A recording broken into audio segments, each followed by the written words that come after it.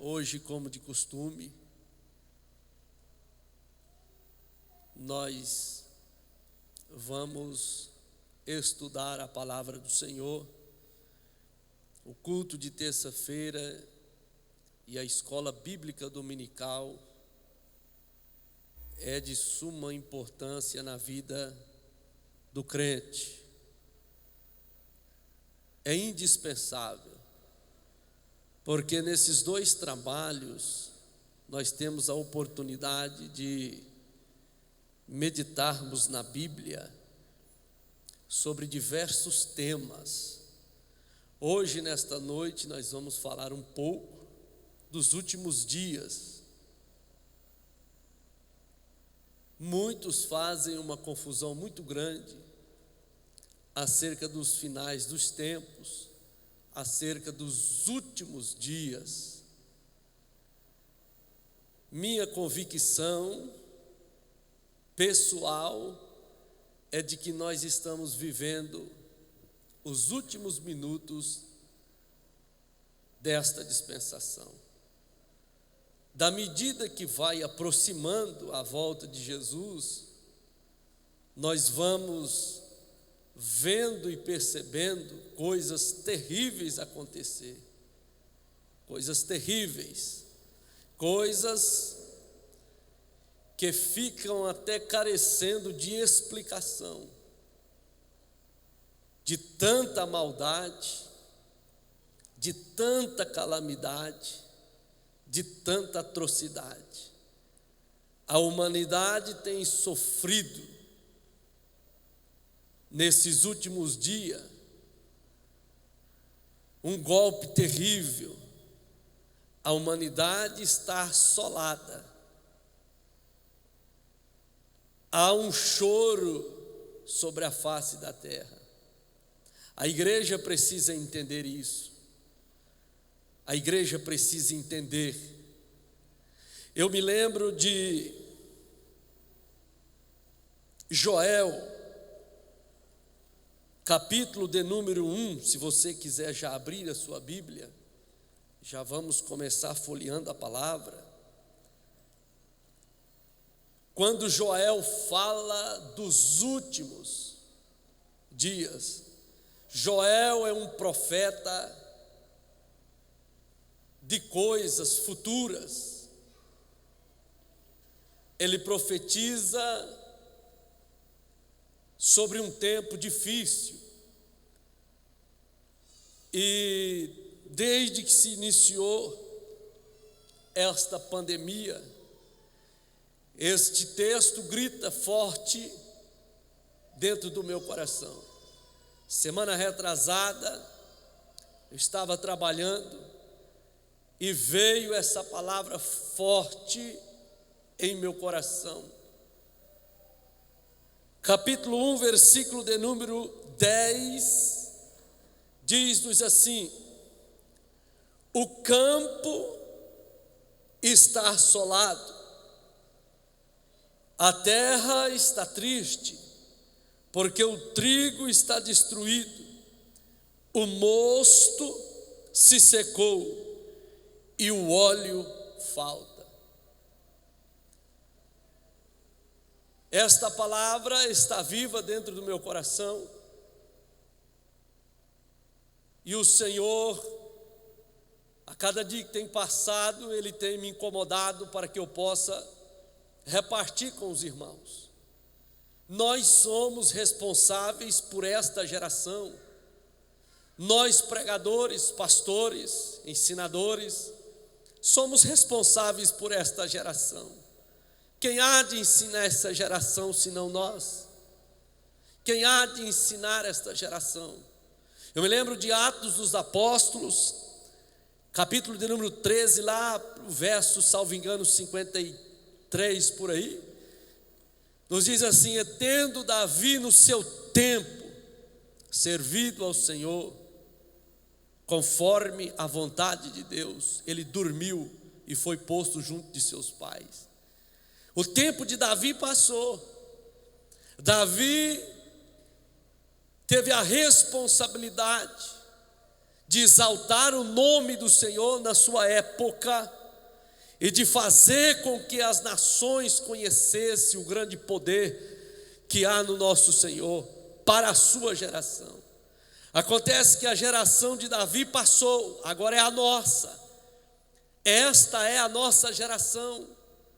O Senhor deu a mim e a você a responsabilidade de sermos os seus arautos, seus profetas, proclamadores da palavra de bênção, de restauração, pregadores do Evangelho de Jesus Cristo, para salvar o homem perdido. É esta a nossa geração, a qual somos responsáveis. Eu faço parte da geração dos últimos dias. Se os nossos patriarcas já pregavam sobre o arrebatamento da igreja, se os nossos patriarcas já falavam acerca da urgência de nos prepararmos para encontrar com o Senhor, imagine nós. Imagine Joel, há 835 anos antes de Cristo, ele vai falar de acontecimentos dos últimos dias. E quando ele olha um cenário caótico, ele escreve no verso 10: o campo está assolado. A Bíblia diz que o mundo é o campo. Que mundo é este? O mundo daqueles que não conhecem o Evangelho. Que campo é este? São os corações que ainda não receberam esta grande dádiva, a dádiva da salvação.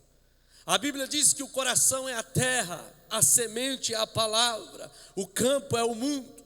Existe aí fora um campo, existe um campo com muitas pessoas para serem alcançadas. Acontece que a Bíblia está apontando aqui uma assolação. O mundo está assolado. Este campo está assolado. Os homens correm de um lado para o outro sem saber o que fazer, buscando respostas em vários endereços, em muitos endereços, mas não encontram muitas das vezes. Daí é a hora que a igreja chega com a palavra da verdade e diz: Jesus Cristo é a sua paz, Jesus Cristo é a sua alegria, Jesus Cristo é a sua sorte, Jesus Cristo é a sua bênção, Jesus Cristo está à sua disposição. Há quantas pessoas que falam em morrer diariamente, sem saber de que a morte não resolve os problemas. A morte é apenas um veículo condutor que leva o ser humano deste mundo para um outro mundo. A morte é apenas um veículo condutor que transporta o homem desta terra que tudo consome, que aqui tudo fica, que aqui tudo se limita, para uma vida eterna que dura eternamente. A morte leva o homem ou para o céu ou para o inferno. A morte é a ausência de vida. Quando a morte chega na vida de alguém, dando limite, ela abre um novo cenário. Que cenário é este? A vida eterna. Ou haveremos de passar a eternidade com o Senhor, ou haveremos de passar a eternidade na condenação eterna no inferno. Amados irmãos, eu tenho me preocupado muito nesses últimos dias. Eu tenho me preocupado não com a sua vida, basicamente, mas com a minha vida. Porque preocupar com a vida dos outros é muito fácil, principalmente quando a gente não conhece. Mas preocupado com a minha vida, com a minha alma. Em diariamente colocar um termômetro na minha fé e dizer assim: Senhor, será que os anos não está fazendo eu esfriar, não? Será que o tempo de crente não está fazendo eu enganar a mim mesmo? em achar que estou bom, que estou fazendo a tua obra, que estou servindo ao Senhor, quando de fato eu possa estar desagradando o Senhor em alguma questão que venha implicar em fazer com que eu perca a minha salvação. Senhor, tenha misericórdia de mim, me ajuda. Eu preciso da ajuda do Senhor. O fato de estar com uma gravata, um terno, não quer dizer que somos salvos. O fato de nós estarmos aqui nesta noite, neste templo, lugar reservado para o povo de Deus adorar, não quer dizer que estamos salvos. É por isso que precisamos preocupar diariamente com a nossa salvação. A que rumo está tomando? Sabe por quê, meu irmão? A minha preocupação é porque a Bíblia diz que o coração do homem é enganoso. O coração da gente tenta enganar a gente todo dia. Todo dia. O coração do homem é enganoso. O coração do homem diz: não, tá bom, você já foi no culto domingo, está passando de bom. Você já foi na ceia, agora só na outra ceia. E nessas coisas, nestas idas e vindas, a tendência muitas das vezes da gente é perder a fé, é esfriar na fé. Dali a pouco não estamos tendo nem prazer de vir na igreja. Nem prazer. Eu vou falar uma verdade aqui nesta noite, e você memorize bem. Essa pandemia, se ela ensinou alguém, foi a mim. Eu aprendi muito com este acontecimento. Eu vi pessoas que diziam assim: não, nós não podemos ir na igreja, é época de pandemia. Tudo bem, teve lá o seu pico, a pandemia, uma época mais grave. Mas há pessoas que ficaram meses e meses sem vir na igreja. Mas ele ia na padaria, ele ia no mercado, ele ia no vizinho, ele ia para o serviço, ele ia para tudo quanto é lugar. Mas na igreja não. A igreja eu não posso ir, porque senão eu vou ter problema.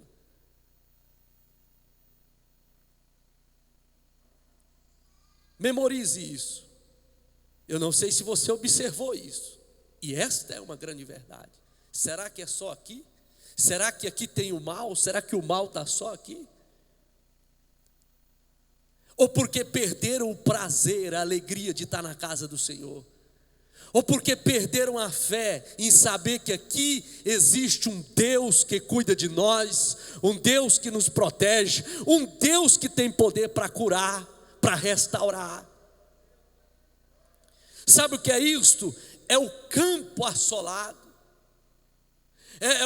É este campo sendo assolado. Veja bem, quantas pessoas precisando receber a graça da pregação do Evangelho, mas a gente não pode. Não podemos mais visitar, não podemos mais sair de porta em porta, entregar o folheto. Temos que ter estes cuidados, porque impuseram a nós e não podemos, e temos que respeitar. O campo está assolado e nós não podemos fazer nada. Há que vontade de atravessar um ônibus numa esquina dessa e fazer um PEC, anunciar o Evangelho de Cristo Jesus, o nosso Senhor, mas não podemos. O campo está assolado. Mas a igreja, ela tem que se dispor de estratégia e comunicar o Evangelho. Não podemos ficar parados. É necessário pregarmos a palavra do Senhor.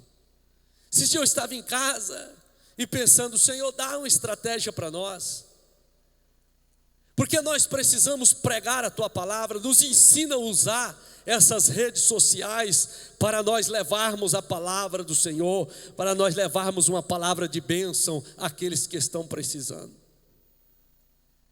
Dá à sua igreja uma estratégia, Senhor, para que ela possa usar deste recurso, deste meio, para levar uma palavra àqueles que estão assolados.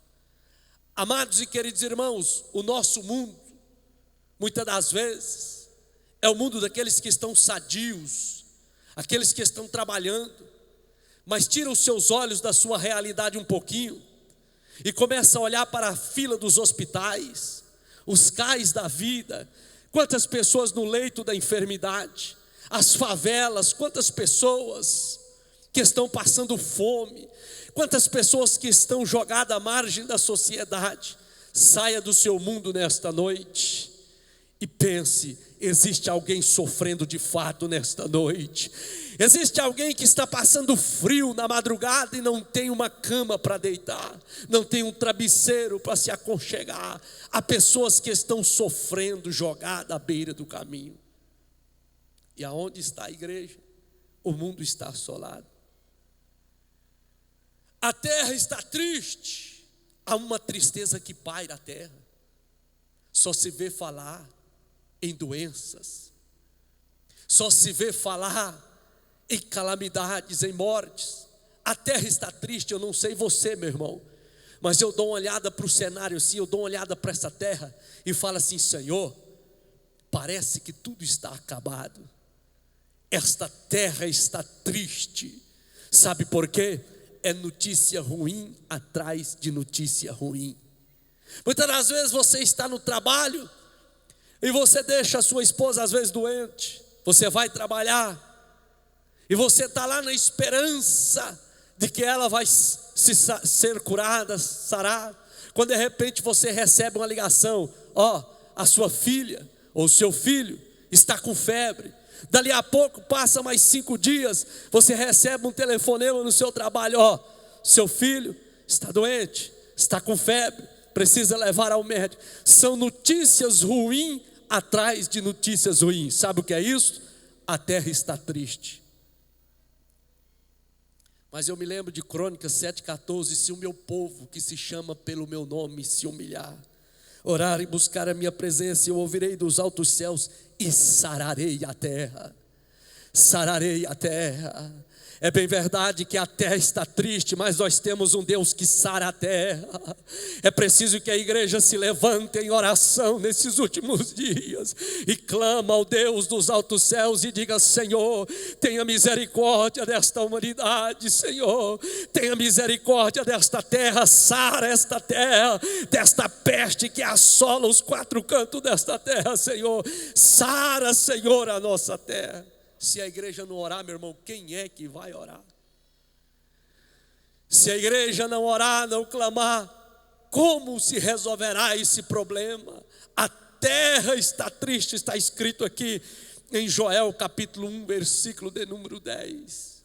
A terra está triste, mas nós vamos levando a alegria do evangelho a esta terra triste. Quando você encontrar alguém desanimado, diz para ele: não acabou tudo não, ainda tem Jesus, tem ainda Jesus Cristo. Ele é a nossa esperança, Ele é a nossa alegria. Para esta terra triste eu tenho uma palavra de bênção: Jesus é a nossa alegria. A nossa alegria não está nas coisas desta terra, a nossa alegria está em Jesus Cristo, nosso Senhor, que nos garante a eternidade com Ele. Aleluia. Continua dizendo: porque o trigo está destruído. Dentro da simbologia, o trigo fala de pão, o pão fala da palavra. Amados e queridos irmãos, o que estão fazendo com a palavra? Estão destruindo os argumentos. O que estão fazendo com a pregação do evangelho? São tantas heresias. O que estão fazendo com o pão? Há muitos lugares que estão dando pão bolorento para o público, pregando heresias, não falam mais das verdades bíblicas. São verdadeiras sessões de terapias, amassageando o ego, e deixa de levar o povo à obediência à palavra. A Bíblia diz: o campo está assolado, a terra está triste, o trigo está destruído. o que estão fazendo? Já não estão mais pregando o genuíno evangelho. Já não estão pregando mais o evangelho como aprendemos com os nossos patriarcas, que falavam acerca das bênçãos que o Senhor pode nos dar aqui nesta terra, mas também alertarmos-nos de que é chegado a última hora. O versículo continua dizendo: o mosto se secou. O mosto fala do processo do vinho. O vinho fala de alegria. Amados e queridos irmãos, está dizendo o texto que o mosto se secou. Há muitos que perderam a alegria do Espírito Santo. Quando o salmista diz assim: alegrei-me quando me disseram vamos à casa do Senhor. Tem muitos que estão achando um fardo pesado demais vir para a casa do Senhor. Tem muitos achando pesado demais estar na casa do Senhor. Davi, ele tinha esta alegria de estar na casa do Senhor. Meu irmão, aqui é lugar de bênção. Aqui é lugar que você chega ferido e sai sarado. Aqui é lugar que você chega na lona e aqui Deus te levanta. Aqui é lugar que você chega chorando e sai alegre. Aqui é lugar que você chega afrontado pelo adversário e sai daqui gigante na fé para vencer as oposições do mundo.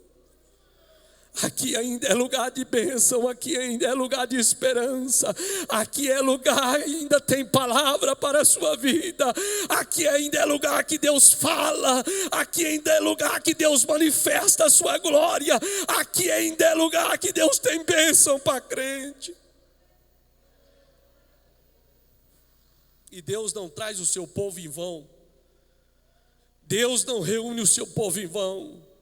Quantas pessoas poderiam estar aqui nesta noite, neste culto de ensino, mas muitos foram vencidos pela canseira, muitos foram vencidos pelo desânimos, muitos foram vencidos por coisas mil, mas nós estamos aqui nesta noite. Deus não reúne o seu povo em vão. Deus tem bênção para a sua vida, meu irmão. Deus tem bênção para a sua família. Deus tem bênção nesta noite. O mosto se secou, perderam a alegria. Precisamos lutar dia e noite para não perdermos a alegria do Espírito Santo. Em último lugar, a Bíblia está dizendo, e o óleo falta. Óleo fala de unção. O que mais tem faltado nesses últimos dias nos altares é a unção de Deus. Está faltando óleo da unção.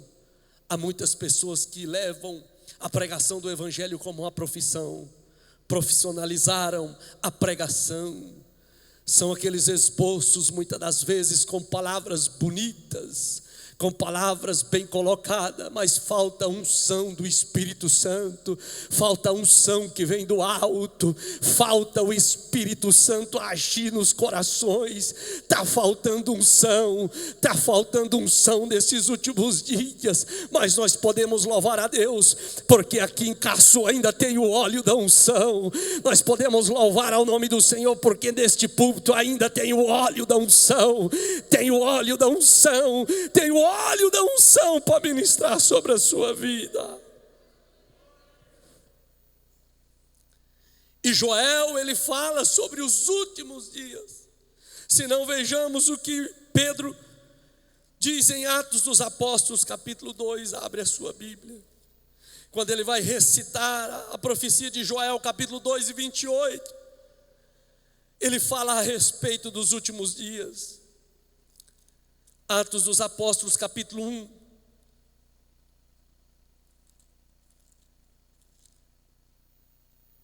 Melhor dizendo, 2, versículo 17.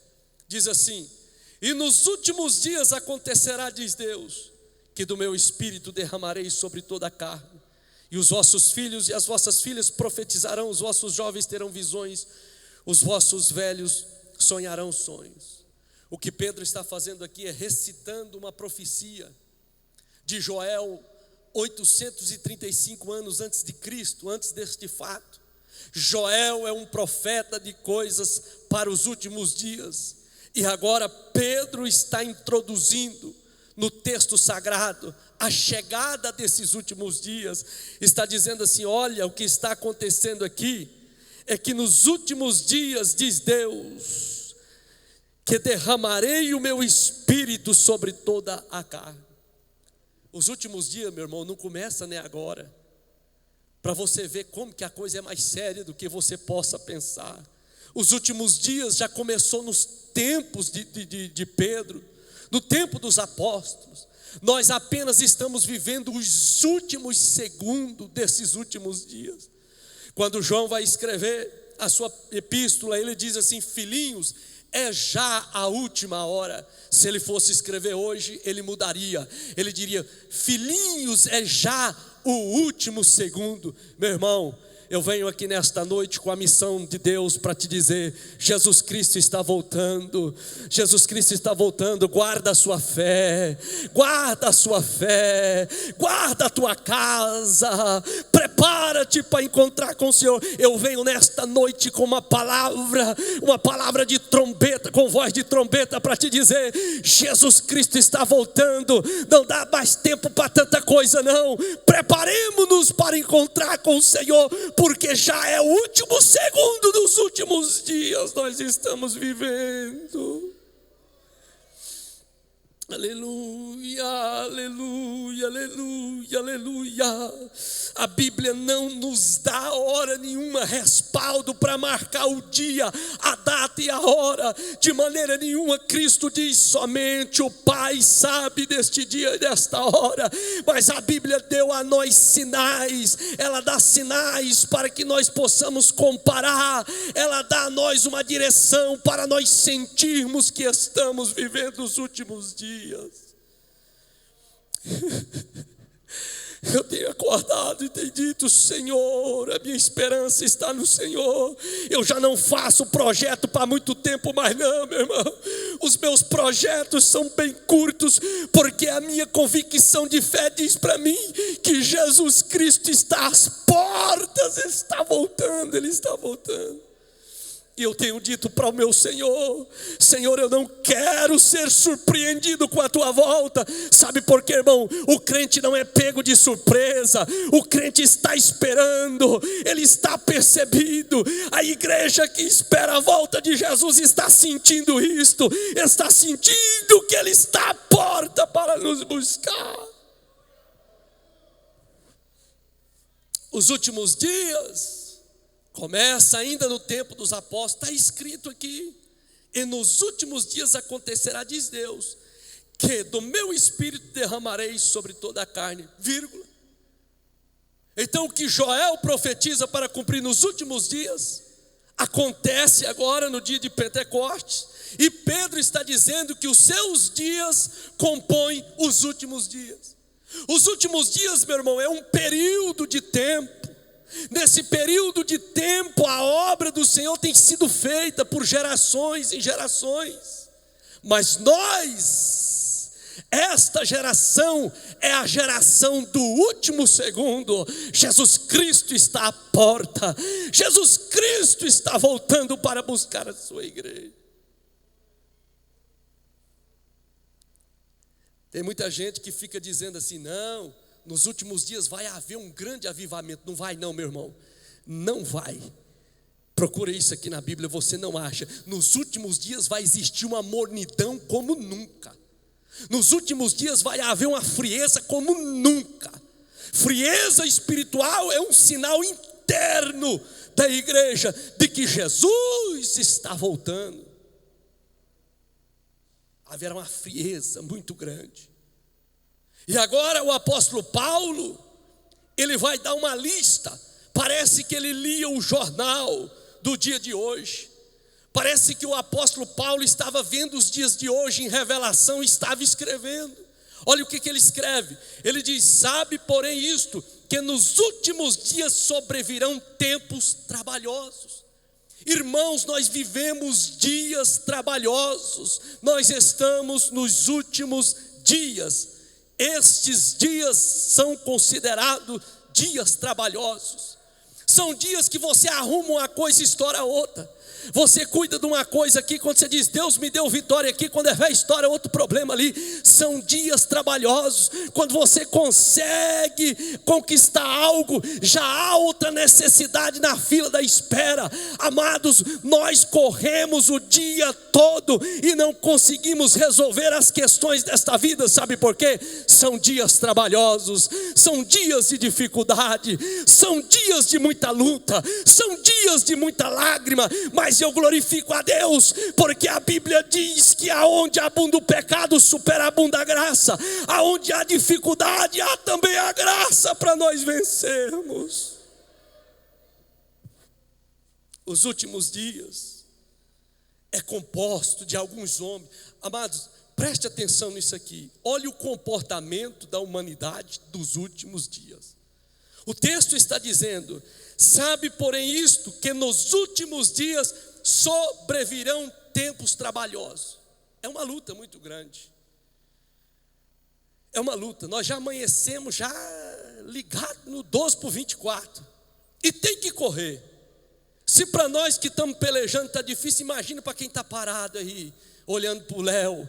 Se para nós que está pelejando está difícil, imagine para quem parou, quem estacionou à beira do caminho. São dias trabalhosos. E agora nós temos que entender qual é o nosso comportamento. Qual o comportamento da igreja diante dos últimos dias.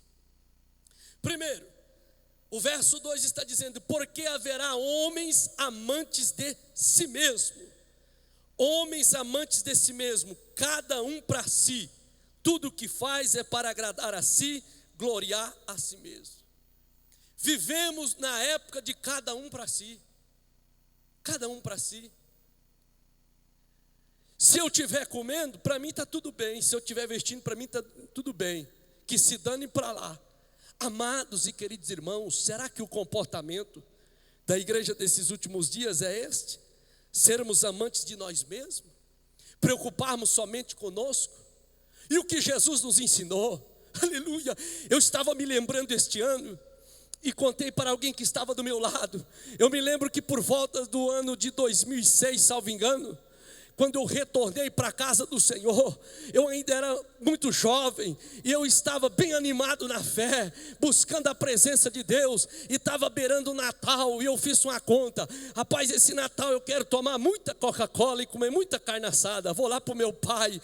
Quando de repente eu estava em jejum e oração, e Deus disse para mim: esse Natal você não vai comer nada, este Natal eu quero que você passe com fome, eu quero que você passe jejuando 24 horas, para você entender que tem muita gente que está morrendo de fome pelo mundo afora. Você não vai comer peru, você não vai comer carne assada. Sabe por quê? Lá na África tem muitos que estão passando fome, não tem o que comer.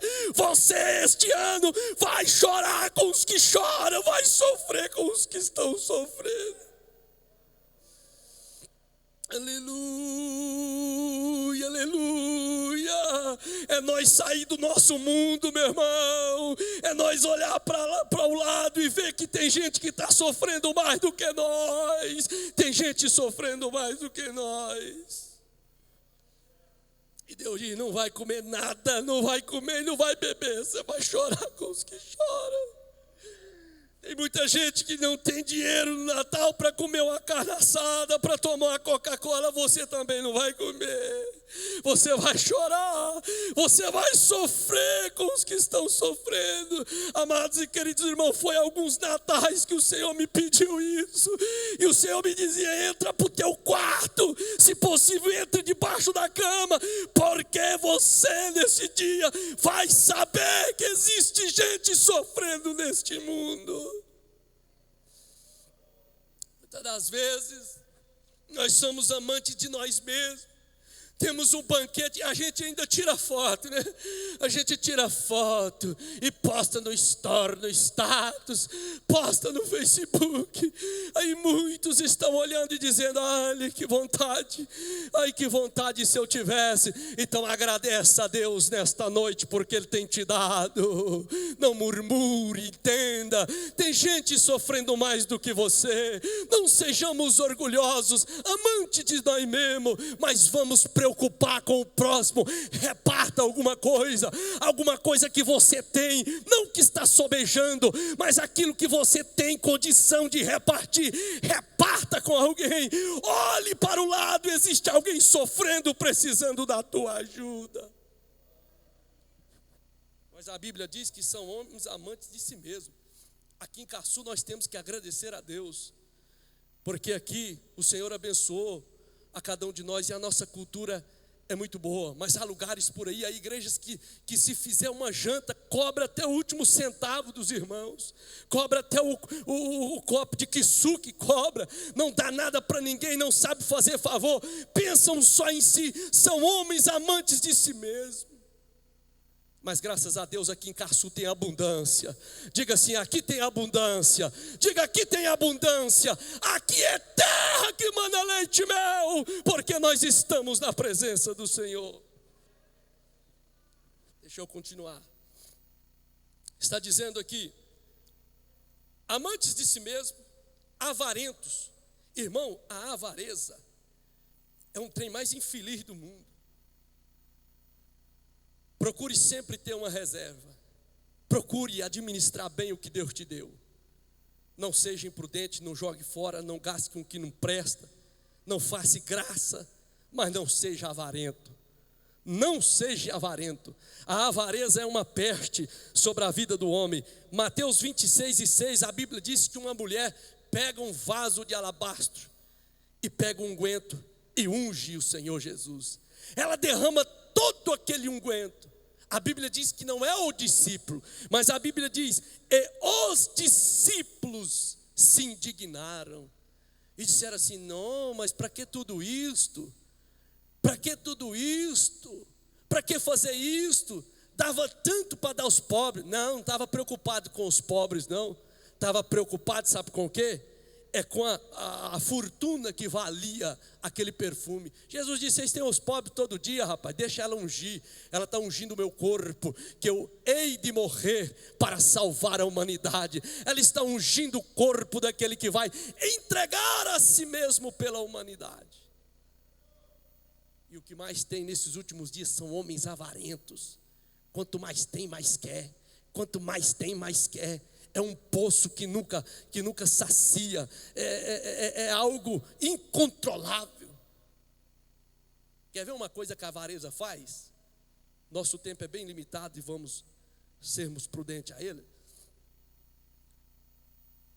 Está lutando a vida toda para Deus dar uma Brasília. Senhor, eu quero uma Brasília, eu quero uma Brasília, eu quero uma Brasília. E Deus dá a Brasília. O que você quer mesmo? Uma Brasília? Tome Brasília. Está com 5 dias na Brasília, já não está bom não, já quer outro carro mais novo, recebe, já quer o outro, aí Deus dá uma Hilux e quer um avião, dá um avião que é um jatinho, dali a pouco, não sabe o que quer mais, se perde na vida. Temos que tomar cuidado com a avareza. A avareza é uma lepra que vai destruindo o homem de dentro para fora. Nesses últimos dias a Bíblia diz que teria homens avarentos. E agora que eu vou mexer vou dar só uma pitadinha, tá? E já vou passar para outro assunto. Há muitos que estão tão avarentos que agora já não tem tempo mais de vir na igreja. Não, mas eu tenho que cuidar da minha vida, ué. Se eu não cuidar da minha vida, não vem ninguém trazer aqui nem um pacote de arroz e de feijão. Eu já ouvi isso. Ei, nós precisamos entender que há tempo para todas as coisas, há tempo de trabalhar, mas há tempo de caminhar, há tempo de virmos para a casa do Senhor, há tempo de fazermos a obra do Senhor, há tempo de tirar com a família, há tempo de nos dedicarmos ao lazer também. É um conjunto completo que tem que ser observado. Você pode dar glória a Deus? Mas é tão avarento que agora não tem tempo nem para Deus. Não dá conta de contribuir com a obra missionária. Não dá conta. Faz umas contas assim, falando, não dou conta. Não dá conta. Eu vou falar. O Espírito Santo está colocando no meu coração. Aí vai ajuntando isso aí, vai juntando. Aí deixa para o anticristo. Aí Jesus Cristo vem e volta. Aí fica aí na conta para o anticristo confiscar e usar o dinheiro de muitos crentes para realizar a obra dele. Ei, pode deixar juntado para o anticristo, mas é bem pouquinho, tá bom? Vamos aproveitar desfrutar das bênçãos que o Senhor deu para nós nesta terra. Desfrute daquilo que Deus te deu, você, a sua família, a obra de Deus, você próprio, e o nome do Senhor será glorificado. Tá bom? O texto continua dizendo: homens presunçosos é o mesmo que orgulhoso, é mesmo que pessoas convencidas, é mesmo que pessoas vaidosas. Jesus diz: olha, eu sou a videira, quem estiver ligado em mim dá fruto. O que está fora de mim não dá fruto. Muitas pessoas presunçosas, convencidas. Ah, mas se não for eu que fizer, o evangelista irmão Wagner sabe o que eu vou falar aqui. A gente que é pedreiro tem que tomar um cuidado, porque se não for eu que ia sentar a cerâmica, eu tinha esse negócio. Eu colocava um para trabalhar e ficava pagiando. Eu larguei mão disso, tem muitos anos, irmão. Larguei mão disso.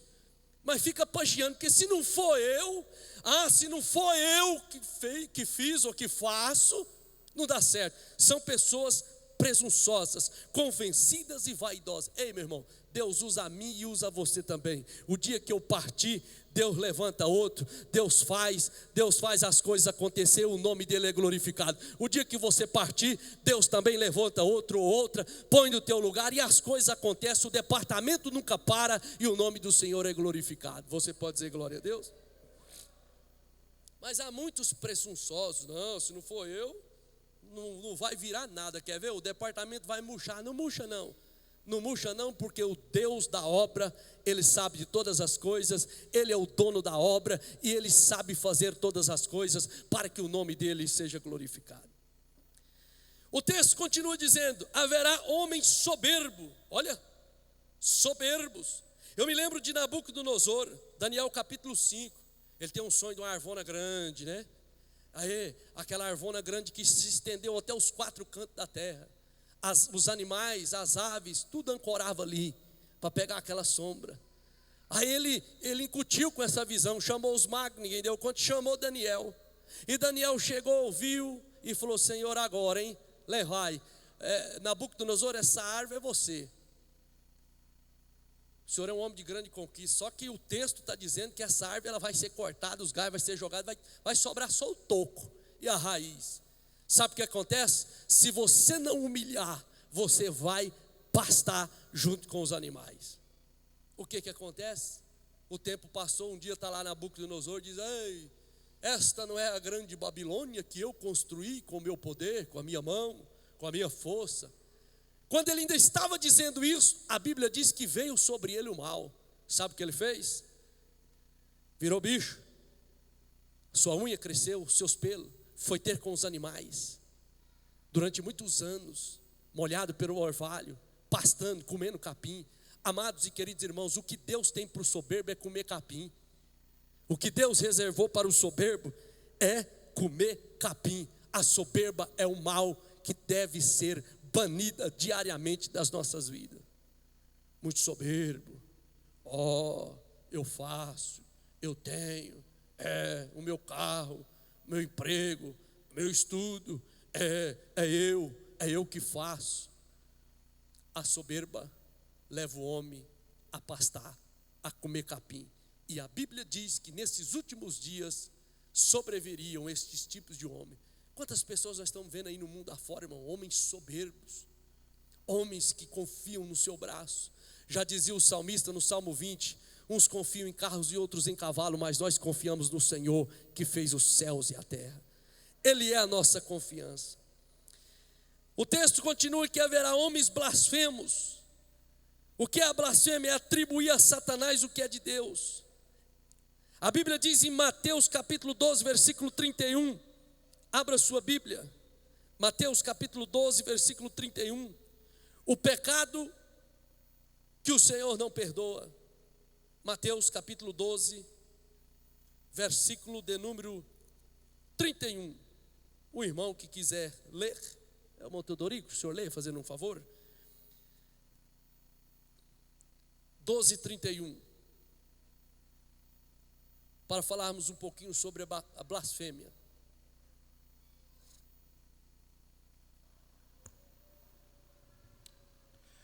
Portanto, eu vos digo, todo pecado e blasfêmias se perdoará aos homens, mas a blasfêmia contra o Espírito não será perdoada aos homens. Nós temos que tomar cuidado com a blasfêmia contra o Espírito. Há aquela blasfêmia que o camarada blasfema por falta de conhecimento. Mas a blasfêmia aqui no texto em apreço é você atribuir a Satanás o que é de Deus. Eu fui fazer uma conta, tem muita gente dentro da igreja que já foi rejeitado pelo Espírito Santo. Não estou falando aqui em Caçu, estou falando em termos gerais. Sabe por quê? São pessoas que não têm o conhecimento, tá?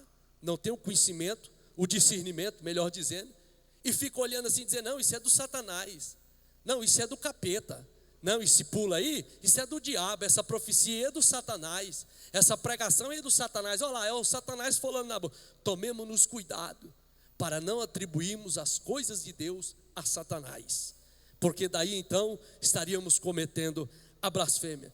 Mas hoje o que mais tem é homem blasfemos.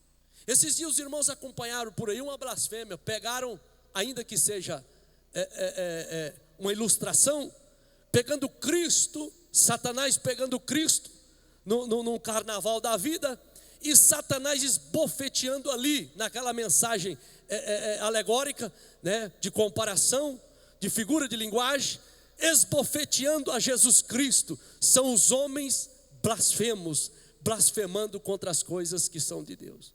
Hoje é normal, as piadas de mau gosto, as injúrias a Deus, a Jesus, os abusos, as provocações aos filhos de Deus, aos cristãos e as perseguições. E fica para nós aqui nesta noite o entendimento de que estamos vivendo os últimos dias. Homens blasfemos, enche a boca para falar, não tem temor. Irmãos, isso na cultura judaica está escrito, não chame o nome do Senhor teu Deus em vão. Eu tenho muito cuidado. Tem gente que faz piada até com o nome de Jesus, eu tenho medo. Chama o nome de Jesus de qualquer maneira. Para um judeu não escrevia o nome de Deus com letra minúscula. Havia uma cerimônia muito grande para escrever o nome do Senhor. É um temor muito grande. Hoje não. Hoje conta uma pilera com o nome de Jesus como se fosse qualquer coisa. Jesus não é qualquer um. Ele é Senhor, Ele é o nosso Salvador. Carece reverência, carece consideração, temor na pessoa de Cristo Jesus, o nosso Senhor. Mas vamos para frente. Continua dizendo, homens desobedientes a pai e mãe. Efésios capítulo 6, versículo 1 diz, sede obediente ao vosso pai e à vossa mãe, para que vá bem e viva muito tempo sobre a face da terra. Quantas mortes precoces. São jovens que não obedecem o seu pai e a sua mãe. A Bíblia diz que nesses últimos dias haveriam homens desobedientes a pai e mãe. Eu fico escandalizado com alguns filhos, que às vezes o cidadão está junto com a gente e resolvendo alguma questão, às vezes no trabalho, e o filho vem de lá e põe o pai para arredar, e põe o pai para calar a boca, e põe o pai para afinar. O pai diz, não vai, ele diz, eu vou, não vai, eu vou. Quero ver se lá em casa acontece isso, sabe por quê? Porque a palavra me ensina a dizer assim, ei, você é pai, você tem autoridade sobre os filhos. Quando um filho quiser fazer você arredar, você põe ele no lugar dele e diz, está escrito na palavra, rapaz, obedece o seu pai e a sua mãe, para que você viva muito tempo sobre a terra. Quer que o seu filho viva muito tempo, meu irmão, sobre a face da terra? Ensina ele a te obedecer. Ensina ele, você sabe, é na moda antiga. Eu não vou falar o que você vai fazer. É na moda antiga. É igual nós aprendemos com os nossos pais. É igual o teu pai te corrigiu. É do jeitinho que funcionou. Hoje você está aqui, é um crente da pessoa bendita de Cristo Jesus, e você tem a responsabilidade de guiar o seu filho no caminho da obediência. Mas há uma turmada por aí que faz os coroa arredar. Ó, pai, cala sua boca aí, rapaz. O que está falando aí? Ô, meu irmão, isso me dá uma tristeza tão grande no meu coração. Me dá uma tristeza tão grande que eu lembro de mim. As poucas vezes que eu falei alguma coisinha foi um tapa no beijo. E tive que aprender loguinho, porque papai lá em casa não deixava passar nenhuma. E ele dizia: rapaz, aqui não, rapaz. O que você está pensando, hein? É da moda antiga. O Senhor vai nos abençoar. Há muitos desobedientes a pai e mãe. Por isso que há muitas mortes em prematura hoje. Você liga o telejornal, você vê quantas mortes. Esses dias eu estava olhando, irmão, tão jovem, 4 jovens, fumando, se drogando, encapotou o carro e morreu. Tão novinho, 19 anos, 17 anos, tanto futuro pela frente, tanta coisa para ver pela frente, mas morreu, morte prematura. Sabe o que é isso? Não obedeceu o papai e a mamãe. O pai diz: não vai, meu filho, não faz, minha filha, não vai, não casa, você vai se dar mal, vai dar problema, mas eu quero. Filhos desobedientes. Como nunca? Mas sempre existiu filho desobediente, sempre existiu de fato. O filho pródigo, viu aí, está escrito, né? Foi, se arrebentou, depois teve que voltar. Mas acontece que quando a Bíblia está tratando dos últimos dias, está dizendo em uma grande escala. É uma grande escala. Hoje está assustado, de forma assustadora. Vamos mais. A Bíblia está dizendo que surgirão homens ingratos. Irmão, a ingratidão é uma lepra que consome o homem de dentro para fora, mudando a glória do Deus incorruptível. Veja bem, Romanos 1:27, nós temos o homem fazendo, sabe o quê? Uma inversão de valor. Ao invés de adorar ao Deus incorruptível, agora faz uma imagem e o presta culto e adoração. É uma inversão de valor. Ao invés de adorar o Deus que cria todas as coisas, que conduz todas as coisas, não, vai agora prestar culto àquilo que tem que ser conduzido para adorar. Ele não precisa de mão para ser conduzido. Ele não precisa de mão para ser conduzido. O meu Deus, o teu Deus tem poder para nos conduzir a todos os acontecimentos. É Ele que nos sustenta com a sua mão forte e poderosa, e não precisa ser carregado por nós. O Salmo 78, eu acho bonito ele. Quer ver? Lê comigo. Salmo 78, versículo de número 11, vamos ver se é esse. Salmo de número 78, versículo 11. Esqueceram das suas obras e das maravilhas que lhe fizeram ver. Amados, nunca vamos esquecer daquilo que o Senhor fez por nós. O povo de Israel no Egito, quando ele estava no deserto, eles esqueceram que Deus havia tirado com mão forte, feito atravessar o mar vermelho. O mar se abriu para o povo de Israel passar, mas eles esqueceram destas maravilhas. A igreja não pode esquecer das maravilhas que tem visto. Irmãos, eu tive o privilégio uma vez de ver o Senhor levantando um paralítico da cadeira de roda. Eu nunca esqueci desta maravilha. Deus é poderoso para fazer milagres em nosso meio. Precisamos sermos gratos ao Senhor. Olha pelo que Ele fez pela sua vida. Olha quem você era hoje, quem você é. Tenhamos gratidão diante do Senhor. Mas a ingratidão é grande demais. Já estou partindo para o encerramento. A ingratidão é muito das pessoas para com Deus e das pessoas para com os homens. Irmão, a ingratidão fere. Sabia disso? Nunca deixe de ser grato. Seja grato a Deus, seja grato às pessoas que têm estendido a mão para te ajudar. Seja grato a quantas pessoas que recebem um favor não têm nem a coragem, a hombridade de dizer muito obrigado, Deus te abençoe, esta ação não será esquecida, Deus há de te recompensar. Diga pelo menos obrigado. Mas haveríamos homens ingratos. Nós estamos vivendo uma época hoje que tem hora que você faz um favor, e se você não tomar cuidado, você ainda tem que arcar com consequências. Porque além de você fazer um favor para a pessoa, algo que você não tem obrigação alguma, é um favor, e depende da ocasião, você ainda é acusado e culpado de alguma coisa. Eu me lembro de um irmão que certa feita deu uma carona, e lá a pessoa esqueceu um objeto na loja em que estava. Depois o irmão teve uma dor de cabeça, porque ele estava sendo acusado de ter pegado aquele objeto. O irmão diz: não, mas eu lhe dei uma carona, eu não mexi com isso não. Não, mas foi você que pegou. Até que voltou na loja, que provou que o objeto ficou lá. Amados e queridos irmãos, a ingratidão da humanidade tem sido muito grande. E isso é um espírito, sabia disso? Se esse espírito rondar a sua casa, você põe para fora em nome de Jesus. Se o espírito da ingratidão bater na sua porta, você diz: sai de mim, espírito maligno, porque eu serei grato a Deus, serei grato à minha igreja, serei grato aos meus amigos, serei grato à minha família, porque a gratidão faz parte da atitude do cristão.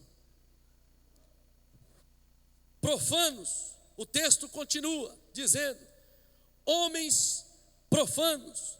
Sabe o que é profanar? A Bíblia diz em Hebreus 12:16 que Esaú foi profano. Por quê? Porque ele trocou o sagrado por aquilo que não era, trocou o sagrado pelo profano, trocou o abençoado por aquilo que não era bênção, que era banal. Ele pega a bênção da primogenitura e troca por um prato de lentilha. Amados e queridos irmãos, aqui neste tópico eu quero te dizer: não troque as coisas de Deus por nada. Tem gente trocando as coisas de Deus por coisas banais. Tem gente que troca muitas das vezes um culto de santa ceia por uma festa qualquer. Isto é ser profano, trocando o sagrado pelo banal, e Deus não quer isso de nós. São pessoas que violam o sagrado de Deus. Existe aqui uma passagem bíblica muito importante. Nós temos que tomar cuidado até com os objetos da igreja. A Bíblia diz que um dia um rei na Babilônia pegou os utensílios da casa do Senhor e foi fazer uma festa profana, e aquilo desagradou a Deus. Deus não agradou daquilo, e ele morreu naquela mesma noite.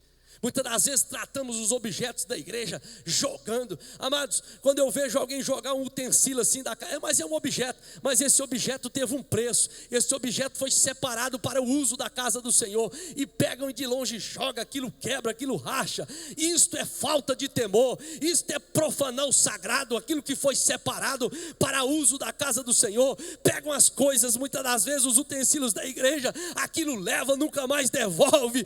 Isto é profanar. Irmão, precisamos tomar cuidado com as coisas de Deus, porque no último dia Deus não terá nós como inocente. É da igreja, meu irmão? Pegue e diz: isso aqui não é meu, isso aqui é da igreja. Vou usar com carinho, vou devolver. Isso não é meu. Estou na casa do Senhor, então vou prestar um culto com fidelidade. Eu não vou profanar o meu culto, não, porque eu estou na presença do Senhor. Outra hora nós falamos mais sobre isso. Traidores, homens traidores. Irmão, a traição tem sido algo complicado. Hoje está difícil você confiar nas pessoas. Você confia um segredo para uma pessoa, quando de repente todo mundo já está sabendo. São homens traidores. Não é apenas no capítulo 22, 47 de Lucas que tem um Judas traidor. O salmista também diz: se fosse um inimigo tudo bem, mas é o meu amigo, é aquele que anda junto comigo, é aquele que come comigo. Amados e queridos irmãos, está faltando homens de confiança neste mundo. Está faltando homens que você possa confiar segredos, que você possa confiar uma situação. Sabe por quê? Por causa da traição. São traidores. Ouve a sua história aqui, dali a pouco todo mundo já está sabendo. Precisamos entender que o cristão, ele é leal. O cristão, ele é leal. Se alguém compartilhou algo com você e diz: olha, confie em você, não traia a confiança do seu amigo, da sua amiga, do seu irmão de igreja, do seu cônjuge, da sua família. Entenda que a traição é como um punhal que não se vê, quando entra pelas costas e machuca e até mata muitos neste mundo, nesses últimos dias. Você pode dizer glória a Deus? São homens traidores. Tem gente traindo Jesus, assim como Judas. Tem vergonha de dizer que é crente, de carregar o evangelho, está com vergonha do evangelho. Aí Paulo diz: eu não me envergonho do evangelho de Cristo, porque é poder. Já vou terminar. Obstinados. A Bíblia diz que haveriam homens obstinados. Sabe o que é obstinados? Birrento, temoso. Birrento, temoso. Há muita gente temoso. Há muita gente que vai tomar um conselho com a gente, e a gente diz: meu filho, não faça isso, vai por aqui, você faz isso. Dali a pouco, quando você olha, ele está fazendo tudo aquilo que você pediu para que ele não fizesse. São pessoas teimosas. Isaías capítulo de número 30 e versículo de número 1, nós já vamos terminar. Isaías 30 está dizendo: ai dos filhos desobedientes, diz o Senhor, que tomaram conselho, mas não de mim, e que se cobriram com uma cobertura, mas não do meu espírito, para acrescentarem pecado a pecado. Ai dos obstinados, ai dos birrentos, ai dos desobedientes, dos teimosos, que ouvem a palavra e continuam, né? Eu faço, ninguém manda na minha vida, né? Pastor que manda, falou lá no púlpito da igreja, mas eu faço. Isso aí é coisa do passado, é coisa dos antigos, eu faço. Pois então, continue. Vai temando, nós vamos ver lá em cima, a hora que for fechar as pontas. Lá na eternidade, eu não obedeço, eu não faço. Quem é o pastor para falar? Fica aí falando, isso é coisa de antiga, é da igreja, é do tempo do passado. Então tudo bem, nós vamos ver na hora de fechar as pontas. Quando nós estiver diante do Senhor, onde as coisas vão ser passadas a limpo, aí nós vamos ver. Mas a Bíblia está dizendo que nos últimos dias sobreviriam homens obstinados, teimosos, igual Israel, de dura cerviz. Moisés dizia, gente, é por aqui, larga a mão disso. Um dia Deus apareceu e falou, vou acabar com tudo, Moisés. Este povo é teimoso, é de dura cerviz. Se não é Moisés para intervir, para interceder pelo povo, Deus tinha matado tudo no deserto. Sabe por quê? Por causa da obstinência, por causa de ser obstinados, birrentos e teimosos. Nós precisamos entender, irmão. Sempre que eu estou apanhando, eu faço uma pergunta para Deus. Deus, eu estou apanhando e eu sei que é o Senhor que está me batendo. Me ensina onde que eu estou errando para me apanhar mais pouco. Me fale logo, o que eu estou desagradando? Me fale para me apanhar mais pouco. Me fale, o que eu estou desagradando o Senhor? Porque eu não aguento apanhar não. Me mostre logo que eu já quero cumprir para mim não apanhar. Em último lugar, orgulhosos, mais amigos dos prazeres do que amigos de Deus, tendo aparência de piedade. Orgulhoso, pecado que fez Satanás, o anjo da luz, ser precipitado do céu. Antes, Luzbel, anjo de luz, agora anjo caído, Satanás, orgulhoso. O pecado do orgulho, ele faz o mal sobre a humanidade. Quando a serpente chega em Eva e diz assim, olha, se você comer, você vai ser igualzinho a Deus. Ela ficou orgulhosa, queria ser igualzinho a Deus e pá, comeu do fruto. São promessas de Satanás que nunca se come. Tome cuidado com o orgulho, meu irmão. O orgulho é uma lepra que mata o homem de dentro para fora. Isso é prejudicial. Amigo dos prazeres do que amigo de Deus. Não se sacrificam mais por amor ao evangelho. Gálatas 5, 24 e 25. Você confere em casa. Há quantos que estão mais amando os prazeres desta vida? Ah, mas se está me dando um prazer, é o meu sentimento. Ai, eu tenho que lutar pelo meu sentimento. Ai, eu tenho que pensar em mim. Eu tenho que pensar no que é bom para mim. Nem sempre o que está sendo bom para nós é o que é certo. Nós precisamos pautar pelo que é certo, não muitas das vezes no que é bom e prazeroso para nós. Você pode levantar a sua mão e dar glória a Deus? Fica de pé para nós orarmos. Tendo aparência de piedade, é a igreja da ostentação, a igreja que ostenta o cristianismo, é a era dos gospel. Ai, eu sou evangélico lá da Assembleia de Deus, eu sou crente, eu sou lá daquela igrejona, tendo aparência de piedade, mas nega a eficácia, afasta. Nós precisamos ser crente de verdade, crente para ir para o céu. Deus te trouxe aqui nesta noite para te dizer, foge destas mazelas que aqui nós estudamos, e apegamos com o Espírito Santo, e vamos para o céu, Senhor Deus, te agradecemos nesta noite, por esta terça-feira poder meditar na tua palavra. Continue sustentando esta igreja de Caçua, cada um dos queridos irmãos. Nos livra, Senhor, das mazelas deste mundo, nos livra, Senhor, destes males, em o nome de Jesus. Sê conosco, nos conserva para a glória do teu nome, e assim nós oramos agora e sempre. Amém, amém.